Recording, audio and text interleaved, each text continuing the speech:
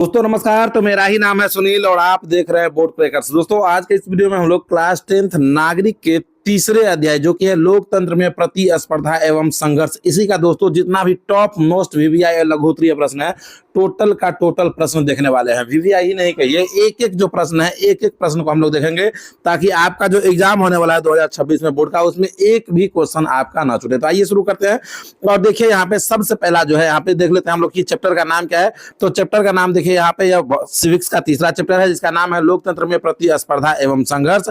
इसी का हम लोग लघु उत्तरीय प्रश्न देखने वाले हैं। तो यहाँ पे देखिए सबसे पहला नंबर जो लघु उत्तरीय प्रश्न है वह क्या है। तो यहाँ पे देखिएगा सबसे पहला नंबर जो प्रश्न आपको दिख रहा होगा वह है कि बिहार में हुए छात्र आंदोलन के प्रमुख कारण क्या थे। आपसे पूछ रहा है कि बिहार में जो छात्र आंदोलन हुआ था उसका प्रमुख कारण क्या था, यह आपसे पूछ रहा है। तो देखिए कह देंगे यहाँ पे इसका आंसर हम देंगे इस प्रकार के क्वेश्चन का। तो यह हम लिख ही लेंगे कि बिहार में हुए छात्र आंदोलन के प्रमुख कारण निम्नलिखित है और बारी बारी से जो एक एक कारण है एक एक कारण को हम बताएंगे। तो आइए यहाँ पे देखते हैं कि सबसे पहला नंबर जो कारण है वह क्या था। तो देखिए यहाँ पे सबसे पहला नंबर जो कारण है वह है कि 1971 में कांग्रेस का दिया गरीबी हटाओ का नारा झूठा साबित हुआ। कह रहा है कि 1971 ईस्वी में जब इंदिरा गांधी जो है भारत की प्रधानमंत्री बनी थी तो उस समय जो नारा दिया गया था कि गरीबी हटाओ, यह जो नारा था यह झूठा साबित हुआ, इस वजह से भी छात्र आंदोलन हुआ था। दूसरा जो कारण है वह है कि बांग्लादेश का निर्माण कराना था, वहां से आए शरणार्थियों के कारण भारत की अर्थव्यवस्था लड़खड़ा गई। आपको तो पता है कि बांग्लादेश को बांग्लादेश को भारत ही आजाद कराने वाला है पाकिस्तान से, तो बांग्लादेश का जो निर्माण हुआ और वहां से कुछ लोग जो भारत आना चाहते थे और यहाँ पे शरणार्थी बन के रहे, इस वजह से भारत की अर्थव्यवस्था लड़खड़ा गई थी, जिस वजह से भी यह छात्र आंदोलन हुआ। क्योंकि यहाँ पे खुद उतना संसाधन उपलब्ध नहीं था, लोगों को परेशानी हो रही थी, गरीबी था, और वहां से जो लोग आ रहे थे वह शरण ले रहे थे तो उसको जमीन देना, खाने के लिए पैसा देना, तो इस सबसे क्या हो गया कि भारत का अर्थव्यवस्था जो है लड़खड़ा गया, जिस वजह से भी यह आंदोलन हुआ। आप देखिए तीसरा जो कारण है वह क्या है। तो तीसरा जो कारण है वह है कि बांग्लादेश की स्थापना से कूदकर अमेरिका ने सहायता पर पाबंदी लगा दी और बांग्लादेश का जो स्थापना हुआ इससे हुआ कि अमेरिका चिढ़ गया, क्योंकि बांग्लादेश जो है वह पाकिस्तान से अलग हुआ था और अलग कौन करवाया था, भारत आजाद करवाया था बांग्लादेश को। इससे अमेरिका को चिढ़ हो रहा था क्योंकि अमेरिका जो है वह पाकिस्तान के पक्ष में था, तो इस वजह से उसने क्या किया कि भारत के सहायता पर पाबंदी लगा दिया। अब अगला जो कारण है वह देखिए क्या है। तो चौथा नंबर जो कारण है वह कह रहा है कि 1972-73 ईस्वी में मानसून द्वारा दिया गया धोखा। 1972-73 ईस्वी में जो है पानी पर्याप्त मात्रा में नहीं मिला, जिस वजह से फसल भी अच्छी तरह से नहीं उपज पाया। तो यह जो धोखा हुआ इस वजह से भी लोगों में असंतोष फैल गया और वहां के जो छात्र सभी तो मिलकर आंदोलन करने लगे। ठीक है, अब आइए अगला जो क्वेश्चन है वह हम लोग देखते हैं। और देखिए अगला क्वेश्चन यानी कि दूसरा नंबर जो क्वेश्चन है वह देखिए यहाँ पे क्या कह रहा है। तो देखिए दूसरा नंबर जो क्वेश्चन है भाई वह है कि चिपको आंदोलन का मुख्य उद्देश्य क्या था। क्वेश्चन है कि चिपको आंदोलन का मुख्य उद्देश्य क्या था।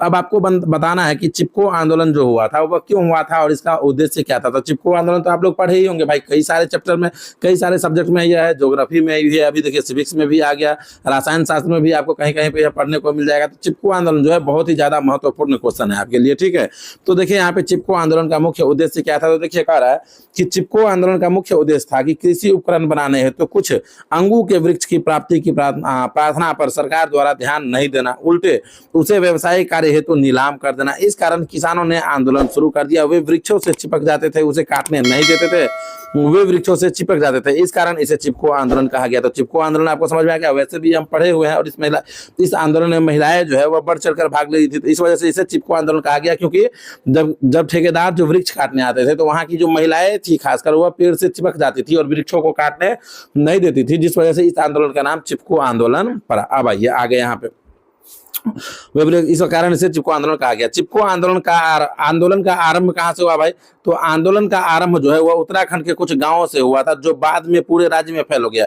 यह आंदोलन जो है यह उत्तराखंड के कुछ राज्यों कुछ गांव से शुरू हुआ था, लेकिन यह आंदोलन धीरे धीरे जो है पूरे राज्य में फैल गया और किसी भी पेड़ को काटने से रोका जाने लगा। क्योंकि सरकारें जो है देख रहे हैं ना आप, सरकारें आजकल खुद जब उसका जरूरत पड़ता है, बिजनेसमैन को जमीन देना रहता है, फैक्ट्रियां लगाना रहता है, तो वृक्ष कट जाता है, हजारों वृक्ष कट जाता है, लेकिन आप एक भी वृक्ष नहीं काट सकते हैं, उसके लिए आप पे एफआईआर हो जाएगा। तो लोग इससे गुस्सा में थे कि भाई जब हम नहीं काट सकते हैं तो आप क्यों काट रहे हैं, और इससे परेशानी हो रहा था लोगों को, तो इस वजह से यह आंदोलन हुआ था। अब देखिए अगला जो क्वेश्चन है, तीसरा नंबर जो क्वेश्चन है वह देखते हैं।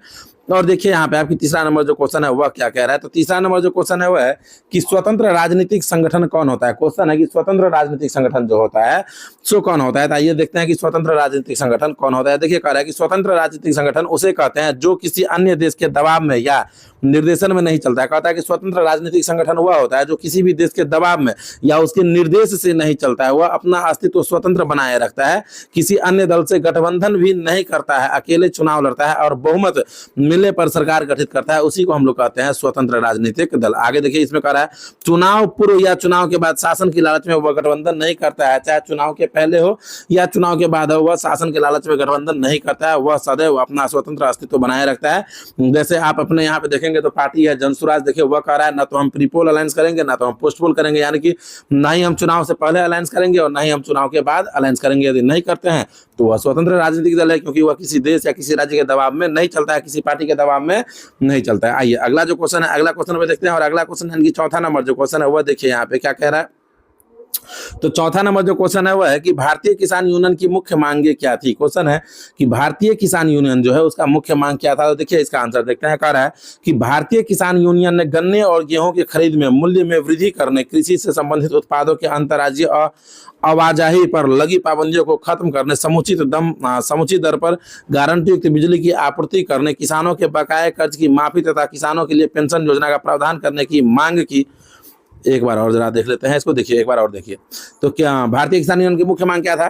तो भारतीय किसान यूनियन का मुख्य मांग था गन्ने और गेहूं की खरीद मूल्य में वृद्धि करना, पहला मांग। दूसरा, कृषि से संबंधित उत्पादों के अंतर्राज्यीय आवाजाही पर लगी पाबंदियों को खत्म करना, दूसरा मांग। तीसरा था समुचित दर पर गारंटी युक्त बिजली की आपूर्ति करना, यह तीसरा मांग था। चौथा है कि किसानों के बकाये कर्ज की माफी, किसानों के ऊपर जो कर्ज था उसको माफ कर देना और किसानों के लिए पेंशन योजना का प्रावधान करने की मांग करना। भारतीय किसान यूनियन की इन मांगों से प्रभावित हमारे देश के अन्य किसान भी ऐसी मांगे उठाने लगे। यूनियन ने अपनी मांगों को बनवाने के लिए अनेक प्रकार के दबाव बनाना आरंभ कर दिया। यह था भारतीय किसान यूनियन का मांग। अब देखिए अगला जो क्वेश्चन है, यानी कि पांचवा नंबर जो क्वेश्चन है वह देखिए यहाँ पे क्या कर रहा है भाई। तो पांचवा नंबर जो क्वेश्चन है वह है कि सूचना के अधिकार आंदोलन के मुख्य उद्देश्य क्या थे। क्वेश्चन है कि सूचना के अधिकार आंदोलन के मुख्य उद्देश्य क्या था भाई। तो सूचना का अधिकार आंदोलन जो हुआ था उसका उद्देश्य क्या क्या था, यह आपसे पूछ रहा है। तो इस तरह का आंसर देना है तो आपको हम पहले बता दें कि डायरेक्ट पहले तो यह लिख देना है कि सूचना के अधिकार आंदोलन का मुख्य उद्देश्य निम्नलिखित है या निम्नलिखित थे। ठीक है, अब क्या क्या उद्देश्य था इसको देखिए बारी बारी से, आइए देखते हैं। तो देखिए सबसे पहला नंबर जो उद्देश्य है वह है कि पंचायत के दस्तावेजों की आधिकारिक प्रतिलिपि दी जाए। कह रहा है कि पंचायत का जो दस्तावेज था उसका आधिकारिक प्रतिलिपि दी जाए। दूसरा है कि सूचना के अधिकार को कानूनी मान्यता मिले। कह रहा है कि सूचना अधिकार जो है उसको कानूनी मान्यता मिलना चाहिए। तीसरा था कि सूचना की स्वतंत्रता नाम से एक विधेयक पारित किया जाए। चौथा जो मांग था वह था कि मांगी गई सूचना में कोई हिला हुज्जुत नहीं किया जाए। यह सब सूचना का अधिकार आंदोलन का मुख्य मांग था। अब देखिए छठा जो क्वेश्चन है वह है कि राजनीतिक दल की परिभाषा दे। यह क्वेश्चन बहुत ही ज्यादा इंपॉर्टेंट है, very very very very very important है। राजनीतिक दल, यह परिभाषा कई बार आपके एग्जाम में पूछा हुआ है, तो इसे आप याद जरूर कर लीजिएगा और इसका नोट जरूर तैयार कीजिएगा। तो देखिए यहाँ पे कह रहा है कि राजनीतिक दल का अर्थ ऐसे व्यक्तियों के उस समूह से है जो राजनीतिक हितों की पूर्ति के उद्देश्य से संगठित किए जाते हैं। राजनीतिक दल का अर्थ जो है वह ऐसे व्यक्तियों के उस समूह से है जो राजनीतिक हितों की पूर्ति के उद्देश्य से संगठित किए जाते हैं। जैसे आजकल आप देख रहे होंगे बिहार में इंडियन इंक्लूसिव पार्टी चल रहा है, आईपी गुप्ता की पार्टी। यह अपना एक हित का पूर्ति करना चाहता है, हित को पूरा करना चाहता है, जिसका जो है आरक्षण, उसके वजह से यह दल बना है। इसे हम लोग क्या कहते हैं, राजनीतिक दल कहते हैं। लेकिन इस दल का उद्देश्य केवल राजनीतिक कार्यकलापों तक ही सीमित होना चाहिए कह रहा है। लेकिन इस दल का उम्मीद जो है केवल कहां तक सीमित होना चाहिए, राजनीतिक कार्यकलापों तक ही सीमित होना चाहिए। संक्षेप में कहेंगे कि राजनीतिक उद्देश्यों की पूर्ति के लिए गठित दल को राजनीतिक दल कहते हैं। संक्षेप में यह कहेंगे कि राजनीतिक उद्देश्यों की पूर्ति के लिए गठित दल को राजनीतिक दल कहते हैं। इन दलों का उद्देश्य सत्ता प्राप्त करना या सत्ताधारी दल को मनमानी करने से रोकना होता है। ये हो जाएगा, इसका आंसर समझ में आ गया आपको।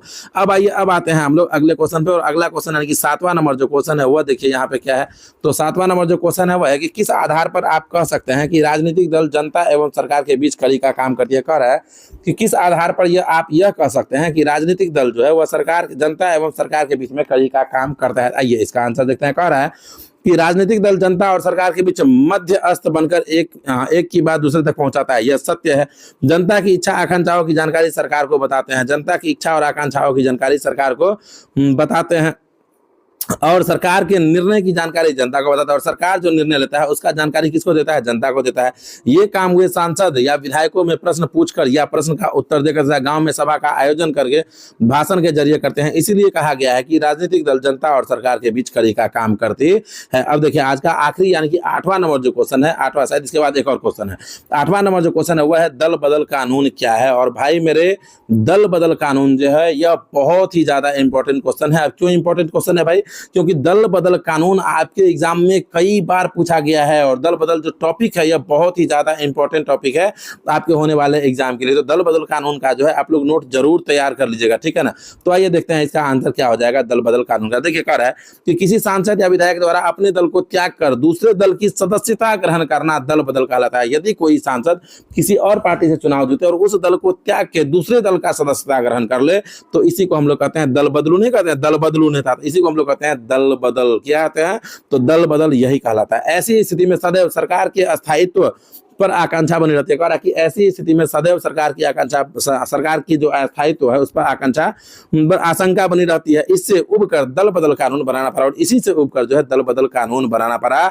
जब देखा गया कि सांसद और विधायक इधर से इधर ज्यादा कर रहे हैं तो अब इससे सरकार डरी रहती थी भाई, तो इससे उबकर दल बदल कानून बनाना पड़ा। अब यह कानून क्या है जरा समझिएगा।